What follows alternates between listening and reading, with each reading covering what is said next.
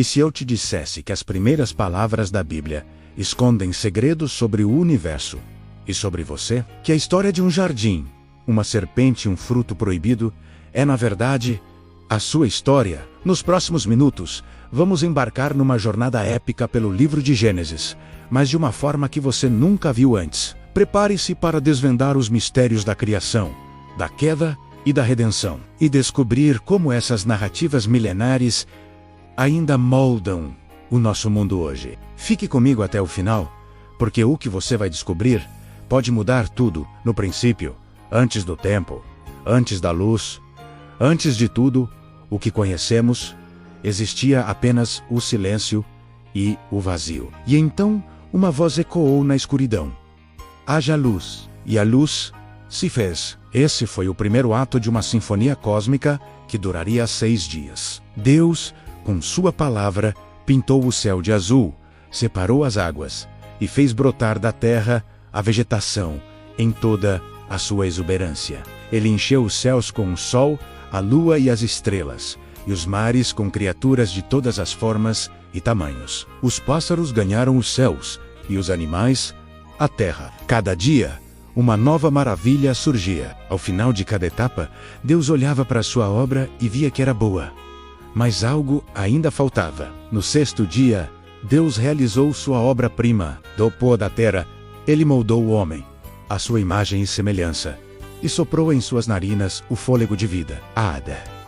Nasceu. Mas Deus viu que não era bom que o homem estivesse só. Então, de sua própria costela, ele criou uma companheira, Eva. Juntos, eles foram colocados em um paraíso chamado Éden, um jardim perfeito onde tudo era harmonia. Eles tinham comunhão direta com o Criador, caminhavam com ele na viração do dia. A única regra era simples: não comer do fruto da árvore do conhecimento do bem e do mal. Era um teste de confiança, uma escolha de obediência que selaria seu destino e o de toda a humanidade. Mas a harmonia do Éden estava prestes a ser quebrada. Uma serpente astuta e enganadora se aproximou de Eva com palavras sutis. Ela plantou a semente da dúvida. Será que Deus realmente disse para não comerem de nenhuma árvore? Ela distorceu a verdade, questionou a bondade de Deus e prometeu poder. Vocês serão como Deus, conhecendo o bem e o mal. A tentação foi forte. O fruto era belo, parecia delicioso e prometia sabedoria. Eva cedeu, ela comeu o fruto e o ofereceu a Adão, que também comeu. Naquele instante, tudo mudou. Seus olhos se abriram, não para a divindade, mas para a sua própria nudez e vergonha. O medo substituiu a confiança. O som dos passos de Deus no jardim, que antes trazia alegria, agora trazia pavor. Eles se esconderam. A comunhão foi rompida. A queda do homem não foi apenas uma desobediência. Foi uma fratura cósmica. A dor, o sofrimento, o trabalho árduo e a morte entraram no mundo. Expulsos do paraíso, Adão e Eva agora enfrentariam uma vida de dificuldades, longe da presença direta de Deus. Mas mesmo em meio ao julgamento, uma promessa de esperança foi sussurrada. A semente da mulher um dia esmagaria a cabeça da serpente. A história da redenção havia começado. A sombra da queda se estendeu rapidamente sobre a primeira família. Caim e Abel. Os filhos de Adão e Eva representavam 2 caminhos. Abel, pastor de ovelhas, trouxe uma oferta do seu melhor rebanho a Deus, um sacrifício de fé. Caim, agricultor, trouxe frutos da terra, mas seu coração não estava certo. Deus aceitou a oferta de Abel, mas rejeitou a de Caim. A inveja e a raiva consumiram Caim. Em vez de se arrepender, ele permitiu que o pecado dominasse seu coração. Em um campo, a primeira tragédia humana se desenrolou, o primeiro assassinato. Caim matou seu próprio irmão. A terra, que antes produzia vida, agora clamava com o sangue inocente de Abel. A consequência foi o exílio. Caim foi condenado a vagar pela terra, marcado para sempre pela sua transgressão.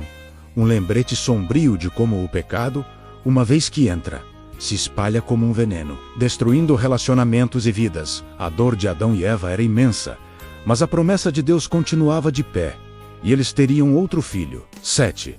através de quem a linhagem da esperança continuaria. Com o passar das gerações, a maldade humana se multiplicou sobre a terra. A violência e a corrupção se tornaram tão grandes que Deus se entristeceu por ter criado a humanidade. O coração do homem estava inclinado continuamente para o mal. Mas, em meio a toda essa escuridão, havia um homem que andava com Deus. Noé, ele era justo e íntegro. Deus decidiu purificar a terra com um grande dilúvio, mas escolheu salvar Noé e sua família. Ele deu a Noé uma tarefa monumental: construir uma arca gigantesca, um refúgio flutuante para sua família e para casais de todas as espécies de animais. Imagine o cenário. Por anos, Noé construiu aquele navio imenso em terra seca, enquanto todos ao seu redor zombavam dele. Ele pregava sobre o juízo que viria, mas ninguém ouviu. Então, o dia chegou. Os animais entraram na arca. A porta foi fechada por Deus e a chuva começou a cair. Por 40 dias e 40 noites, as águas subiram, cobrindo até as montanhas mais altas.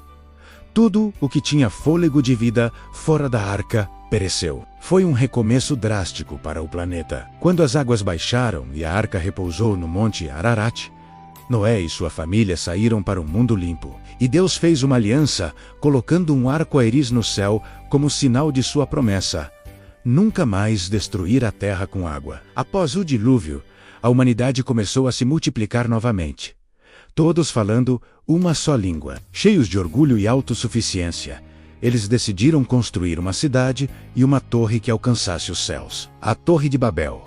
O objetivo deles era claro: façamos um nome para nós mesmos, para que não sejamos espalhados pela face de toda a terra. Eles não queriam depender de Deus. Queriam fazer sua própria fama, alcançar o céu por suas próprias forças. A motivação era o orgulho, o mesmo pecado que levou à queda no Éden.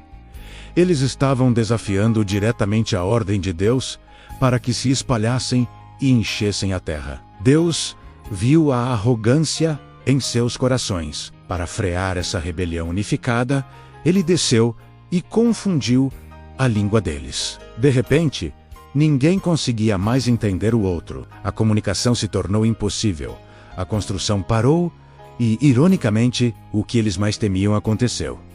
Eles foram forçados a se espalhar por toda a terra. A Torre de Babel se tornou um símbolo da tolice e do orgulho humano e da tentativa fútil de alcançar a salvação por nossos próprios méritos. Cada nação, com sua própria língua, é um lembrete daquele dia, do caos da criação à tragédia da queda, da dor do primeiro assassinato à purificação pelo dilúvio e da arrogância de Babel. Gênesis nos mostra um retrato cru e honesto da condição humana. Vemos nossa tendência ao orgulho, à desobediência e à autossuficiência. Mas em cada uma dessas histórias, vemos algo ainda mais poderoso: a mão soberana e a graça redentora de Deus.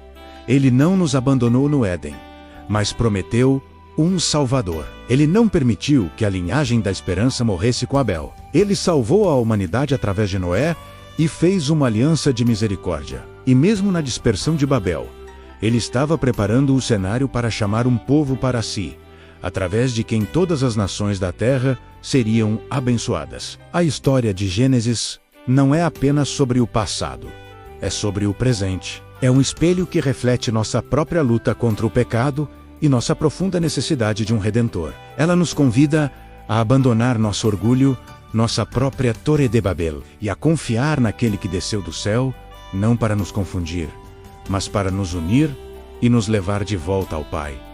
Que lição você tira dessas histórias milenares para a sua vida hoje? Deixe seu comentário aqui embaixo, eu adoraria saber. E se essa jornada pelo início de tudo tocou seu coração, não se esqueça de se inscrever no canal, para não perder os próximos vídeos. Nós também preparamos um material especial para te ajudar a aprofundar sua vida de oração. Confira nosso e-book Falando com o Pai, o link está na descrição por apenas R$ 9,99. Obrigado por assistir e até a próxima.